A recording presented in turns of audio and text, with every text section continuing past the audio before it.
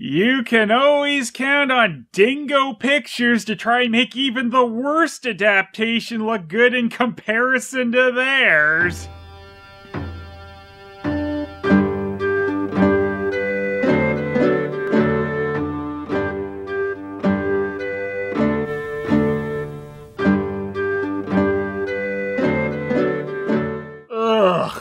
Dingo should have just stuck with their stupid animal-based movies because those were creepy enough. But get ready for Dingo's idea of what humans look like. It's scary. This movie also had a PlayStation release with the usual crap slider puzzle and flood fill coloring, which is almost a given at this point, but there were a few Dingo movies that didn't get this treatment. It came to pass many hundreds of years ago that the story of Quasimodo and the lovely Esmeralda unfolded here in Paris. Every time I think I'm prepared for Dingo's non-quality shit, they lower the bar. Even in those days, Paris was a great city. It was the greatest children's marker drawing and earned its spot on the fridge. Actually, even that is too high a praise for this trash. If a kid drew this, they'd get a note saying, "We can't waste valuable fridge space on this, try harder." It's also rather jarring in this one when it cuts from their watercolor/marker backdrops to their flat-colored ones. Just so you can have a taste of both sides of the horrid backdrop coin, I suppose.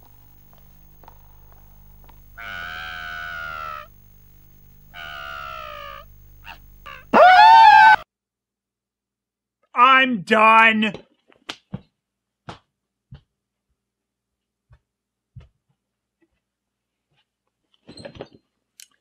I forgot. I hate myself far too much to allow me to get away that easily. We're just a minute into this, but we've already discovered Dingo's magic with their human characters, and that's zooming their heads in and out. With animals, they move their heads up and down, but humans don't do that. They do this. Holy Mary! Anyway, I'll just calmly cut off my scream. I am sure that it's a sin to look upon this child. Well, this nun just learned the most important part of being a phony Christian, and that's being a judgmental asshole. And really, Nunster, you're one to talk. Actually, anyone in this movie is one to talk. You're all ugly, creepy fucks. This, my dear sister, is no child, but a misshapen ape. I'm seriously a woman. Listen to me. Wait, are we joined together? What the damn hell are we? It can't be Christian. Probably not. I don't think a lot of babies have particularly strong feelings on religion. It should be thrown into the fire. It belongs on a great big fire! And speaking of fire, you two are fucking fired and banned from ever looking at children again! This baby can't be Christian because it's ugly, so let's do the Christian thing and start a baby fire! I think I'll adopt it and take it with me. Pedophile priest joke. Oops, sorry. It'll be interesting to see whether I can teach him to speak and think, whether he can learn to love and hate. I assume it can. You don't know if there's anything really wrong with it besides it apparently being uglier than the rest of you, which in my view is highly debatable. I've always said that Claude Frollo is a warlock and a spellmeister. Truly, there's nothing more warlocky than wanting to adopt a baby. But wow, Frollo is actually the Archdeacon of Notre-Dame? This is the first adaptation I've seen that actually kept him in this position like the book, and it's the fucking Dingo Pictures one? You use this little monster to assist him in his experiments. His experiments of what? Being an evil church dude? I'll call him Quasimodo. It's Latin and means only more or less. You two gonna make out, or you just really don't believe in personal space?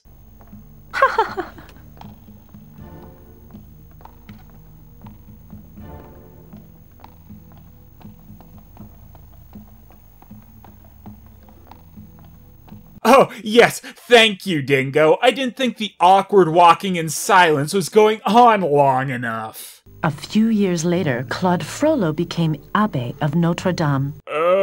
Okay, Frollo has risen all the way to Abbé, which is the title for a lower-ranking Catholic clergyman. Frollo's baby adoption experiments have taken him all the way to the bottom. Though based on Dushimoto's appearance, by a few years they apparently meant at least 17 or so. It seems this evil raising of a baby really agreed with Frollo. Then again, the asswipe joined at the hips nuns are doing pretty well too. Probably from breathing in all the fumes from their baby fires. The citizens of Paris couldn't stand Quasimodo. Ah, so it wasn't like they had a fear of him or anything, it was just annoyance. Oh, look at that Quasimodo! What a douche! I never knew Colonel Sanders used to be a pimp in medieval France. He should lock Quasimodo up in a tower. I don't dare put my foot outside the door at night. Wait, what the shit is this? You're the exact same person as Babyfire Nun #1. You just put on a different outfit to agree with yourself, didn't you? She truly was a trailblazer for people who like and agree with their own comments on YouTube. Skip, skip, skip to Maloo, skip, skip, skip to Maloo, I don't have a proper walk cycle. Watch out, Quasi, that rope isn't attached to anything. Oh no, now you're cutting your own head off. Well, that wraps that up. Ah, shit. This one, for whatever reason, has a large amount of garbage area visible, so you'll often see characters getting cut off or backgrounds from different shots underneath the scene. Dingo Pictures, always lowering the bar. The bells became his best friend. I gotta apologize to the seeker of the Hunchback again. At least the rocks he was friends with in that one looked like some type of creature and pointlessly sang medieval jazz sometimes. Instead of best bell friend loser over here. You are my favorite, Marie. Does this bell need an adult? Or a restraining order? Quasimodo may be a monster, but no one can ring the bells as beautifully as him. And a lesson was truly learned. Is it true he's gone deaf from the noise? Yes, that's true. Oh, we're back to the classic up and down bouncing heads. Guess zooming is just for crying. And fuck you, Pimp Sanders. You think it's funny he went deaf just because he got way too up and personal with the bells? Yeah, maybe that's kind of funny. It was Marie, the deep bass bell, that had ruptured Quasimodo's eardrum. Stop enabling his bell fetish, narrator! But as Quasimodo didn't talk to anyone anyway, it wasn't too bad. I kinda screwed that up, but it's good enough. Just like Quasimodo going deaf. That ain't the narrator's problem. He could still feel the vibration of the bells, and that was enough to keep him happy. Gross. Quasimodo was about 20. Oh, he's about 20 now. They probably aged their appearances at the... Oh, of course they didn't. They still all look the same. And this is a wondrous festival where assholes throw knives at ducks. Though if it's the damn sexy duck narrator from Dinosaur Adventure, it's justified. Then we meet Esmeralda in drag. Oh, wait, that's Pierre. My bad, he looks nothing like Esmeralda. Just wow, guys. Citizens of Paris, come ye all here, come ye all here. Vote for the Pope of Fous. Is this even English anymore? And why the hell is there a medieval beatnik? This is what I've been waiting for. Do you remember last year? Remember? Yeah, last year, when we also stood around laughing at jokes that weren't explained. Art is understood by no one here. What's the matter with me? Beatnik Idiot says something else that I can't understand even slightly, but apparently they are crowning the main fool of Fool's Day by having them stick their heads through a hole. Frank and Ernie's monster here doesn't win, but a donkey in the audience does think he's hilarious. But of course, Evil Experiment Baby wins. That's Quasimodo. I couldn't recognize him without seeing his body. Quasimodo's hot body. He's the best Pope of Fools we've ever had. And deaf too. What the hell does that have to do with anything, Colonel Pimpers? Stop bringing it up, you jackass. Let's show him to the people of Paris. Off to Place Grève. Just, what the shit is this perspective? Is Pierre about to lean up against the vertical street behind him? Ooh, nice dance, Esmeralda. It's like they saw that damn one they couldn't stop showing in the Golden Films version and said, oh yeah, we can do that with even less frames. In fact, we'll just do a horizontal flip. Amazing. I dedicate my next poem to her. Who is she? Glad Pierre's just as superficial as ever, though this time I at least know what he sees in her. Himself. Don't you know her? She's Esmeralda. She came with the gypsies, you know. I might be slightly drunk. Why do I eat up so much screen time? This dance makes Frollo mad because people are now paying more attention to Esmeralda's body instead of the body he put all those years of experiments into. May I introduce Jolly, the smartest goat in the world? It really is smart. I've never seen an animal randomly laugh in a dingo picture before. Jolly, how late is it? Wow, that goat is right. It really is. O'clock. This is witchcraft. And there's only room for warlock baby adopters in this city. Which is not only lovelier than the Bible allows. There's a hotness limitation in the Bible? I'll forbid her to perform, yes. Unless she gives me diamonds, yes. If you enjoyed the performance, people of Paris, show your generosity with a few sous in my basket. What exactly is my accent? Am I French or Italian? Who knows? Rich. And you've bewitched the goat too. No Norman animal behaves that way. I mean, it was over there making goat noises, completely unlike a goat. And I haven't seen an animal laugh like that since the donkey in the crowd over there. Esmeralda has sandals that like to go MIA depending on what position she's standing in. But hey, at least she gets footwear sometimes. Old Esmer Melody had to even do her stupid wedding barefoot. Damn you, you gypsy daughter! Don't be afraid of the crazy old lady. Many years ago, her child was stolen by a gypsy. I'm Pierre. I know the backstory of random old women who yell out their windows. Quasimodo comes by to perv on Esmeralda too, but it's far less flattering to her because it's not like looking into a mirror with him. He can't hear you, he's deaf. Also, Pierre, of course, knows everything about Quasimodo as well. Quasimodo! You is the Pope of Fools! You is the Pope of Fools.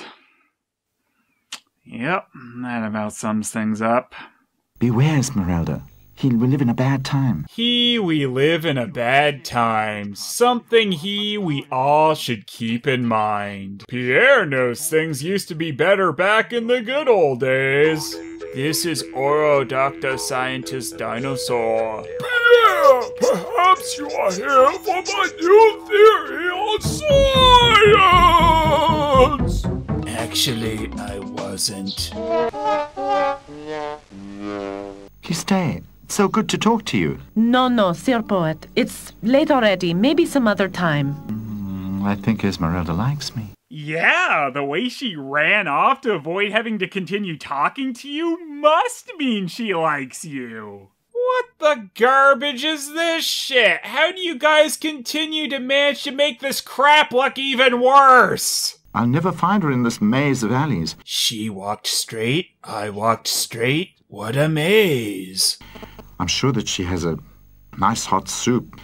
That noise is old cell phone interference with recording equipment. That would happen sometimes when people would get a call near my old 8mm camera, so of course that's in this movie. Only time for one take. Just one shoe, sir, or perhaps two. Leave me alone. I've got nothing myself. Sir, a piece of bread. Give me a loaf of bread. Your voice sounds somewhat familiar, you dirty bum. You must be dead Wushar.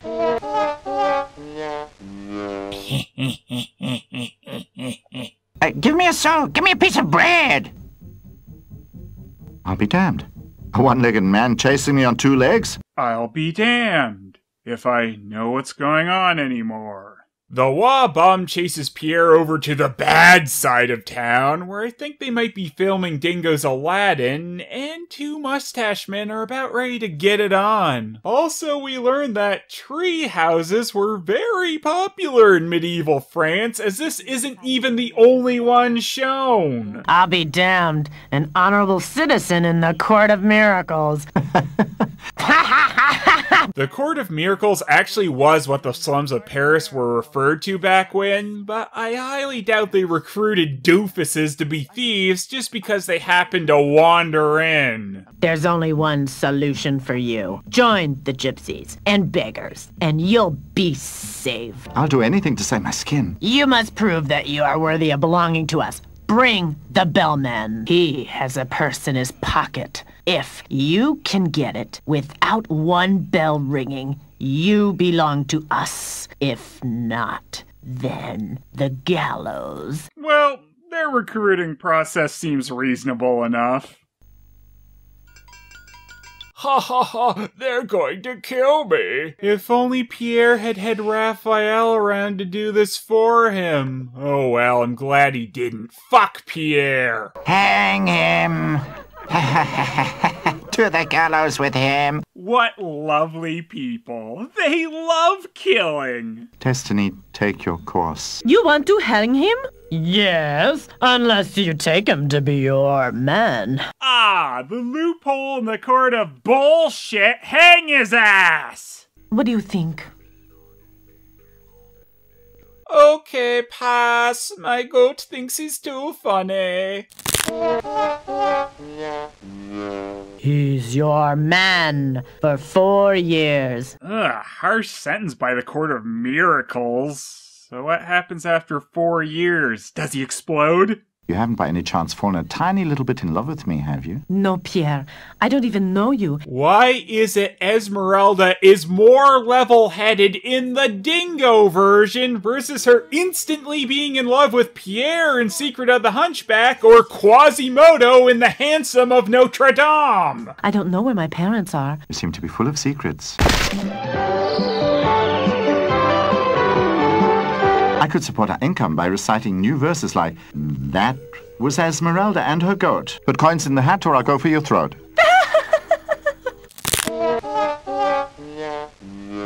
Don't be angry, Marie. I just want to watch Esmeralda dance. He is seriously asking Abel not to be jealous of his new crush. Oh dear, Secret of the Hunchback. Fuck. Everyone gets scared when Quasimodo suddenly flips and zooms in despite the background not changing. At least I assume that's why they all freak out, because they're all fine with partying it up with him when he is the Pope of Fools. I was a witness myself. I sentenced him to 20 lashes and an hour in the stocks. Man, Count Paul Schaefer is a dick. Though still, I suppose this is more fair than don't ring a bell or we'll kill you, unless a woman wants you as a pet for 4 years. Medieval France sure had a strange law system. Ooh, I'm a pirate. Why am I here? Take him out immediately now. Haha, horrible things happening are always a laugh around here. Unless these people all die, this movie isn't gonna have a satisfying ending. Spoiler, prepare to be disappointed. Well, I can also say about this Dingo version is they don't shy away from showing Quasimodo getting his lashes. Some good old red line blood action here. And it's really nice to see an executioner who loves his job, unlike old Depresso in the Golden Films one. Though this guy might just be really happy because he forgot to wear his pants to fucking work again and got away with it. Luckily, some water fixes everything. And I mean everything, even Quasimodo's shirt recovers. But old Biddy in the window isn't impressed. If only Esmeralda could avoid her by not walking in front of her window. Oh, nice of the Eiffel Tower to finally cameo in one of these Hunchback of Notre-Dame stories, even though it wouldn't be built for about another 400 years. Jolly and Pierre had become good friends in the meantime. Scene here, the attempted ramming of a good friend. Your Honor. Thanks for the literal dickhead, Dingo. That's disgusting. She's very beautiful. You see, she's bewitched you too, Your Honor.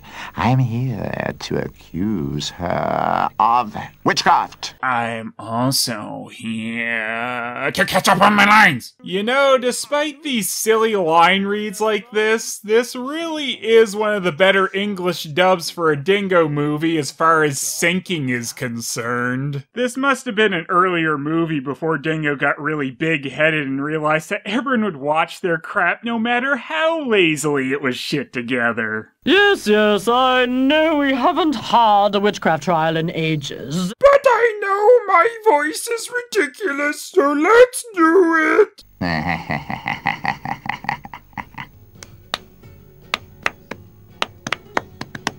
She's a pretty good tap dancer for someone not wearing shoes. I arrest you and your goat.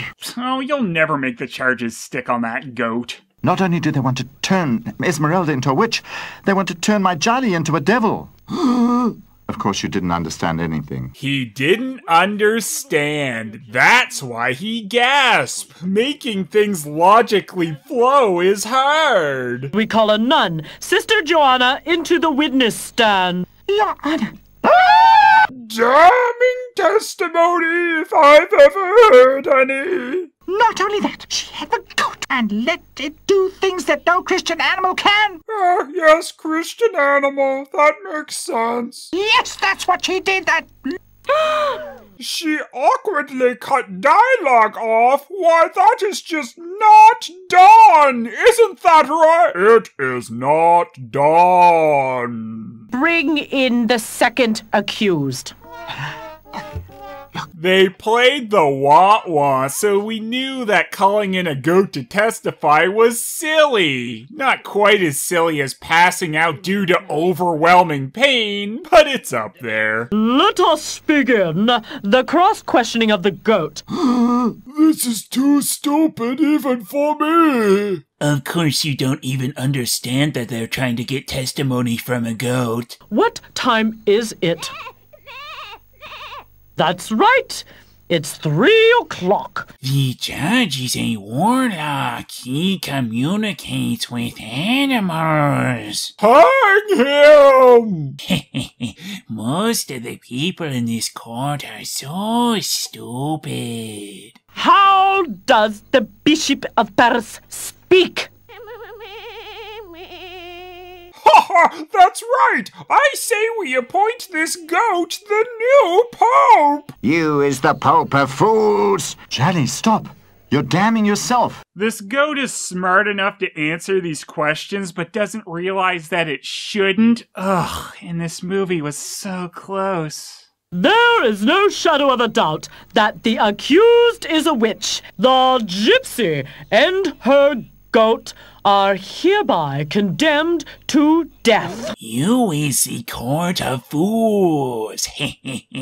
Why is it that the actual court is even more asinine than bum court? Aw, poor Esmeralda. If only her goat didn't make noises. But this is a pretty sad scene, until we randomly cut to fat rats watching it. Not really the time, Dingo. I ask you for the last time to forsake all evil. Evil. I've done nothing. So die. Laughing at people doomed to death. It's the Christian thing to do. Luckily for Esmeralda, Quasimodo has teleporting powers, as he was at the top of the bell tower a second ago, but suddenly appears down below, muttering something about asylum, and just carries her off. In the wrong direction from the church, but that's what teleporting's for, and apparently no one could stop this, so that's that. It's almost like this is a stupid world where Goat's testimony is valid in a court of law. Listen, Quasimodo, Don't say anything.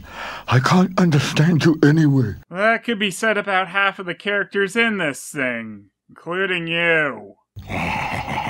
Oh man, who would have thought the evil church guy might find Esmeralda in the church? Luckily, Quasimodo gave the goat a rape whistle, though. Esmeralda whistled for help, and I will protect her. Damn you both! What the hell is going on here?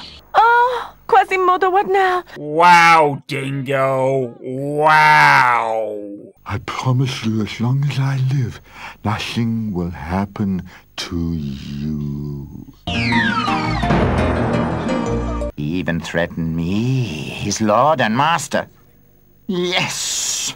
That's unbelievable! This whole movie is unbelievable. Oh, what the damn hell is that, Dingo? Oh well, it's a new take on their head bopping. The Court of Assholes decide while Esmeralda's situation is apparently hilarious, they should go save her, but Quasimodo is a dummy and starts throwing Lego bricks at them. Which I guess was Frollo's plan? He's too stupid. Well, Glasses Pirate with the print t-shirt sure took that well. Yep. Print t-shirts were totally a thing in the medieval period. What a load. Quasimodo, it's me, Pierre. Oh, it's Pierre.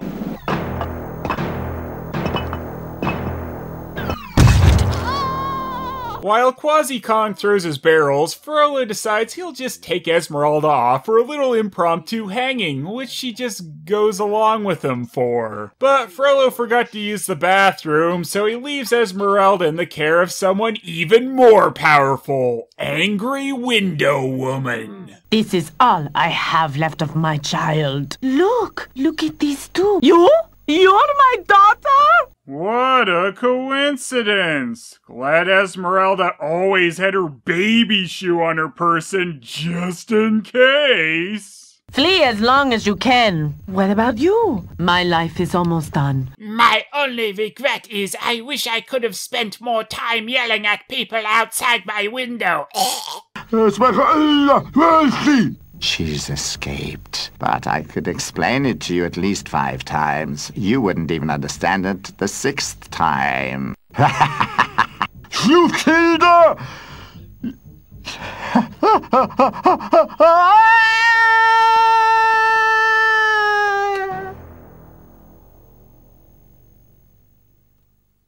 What kind of diet was Frollo on? That was amazing! Leave it to Dingo to actually have some of the darker moments from the book like this, but then put a doofy twist on it like Frollo apparently being as light as a feather. Quasimodo was taken to the same cell that Esmeralda had been in before. Somebody handed this in for you. Now Quasimodo didn't care what happened to him. Esmeralda, the only person who had ever mattered to him, was safe. Truly a happy ending? Esmeralda basically just sent Quasimodo a note saying, "We will avenge you, my friend." Esmeralda decided to move on with Pierre and Jolly and leave Paris behind them, because there was nothing to keep them there anymore. So they just leave him to rot in jail. It was Esmeralda's time for a dick move.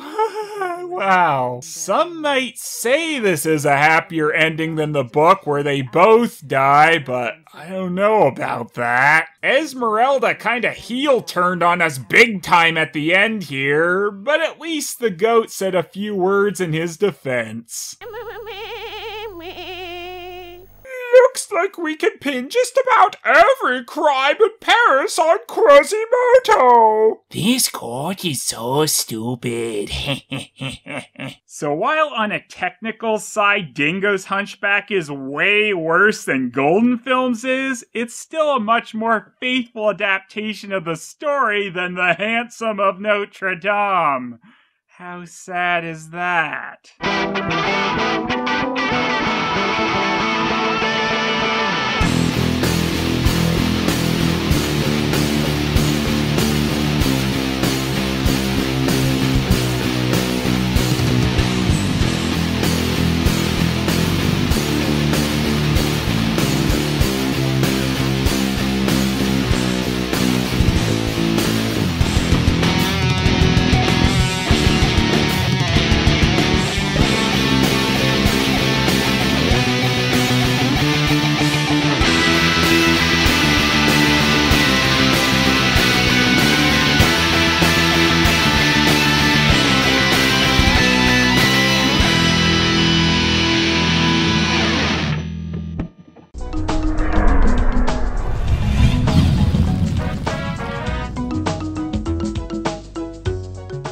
So, Waboo, any final thoughts? Most of Phelous' reviews are so stupid.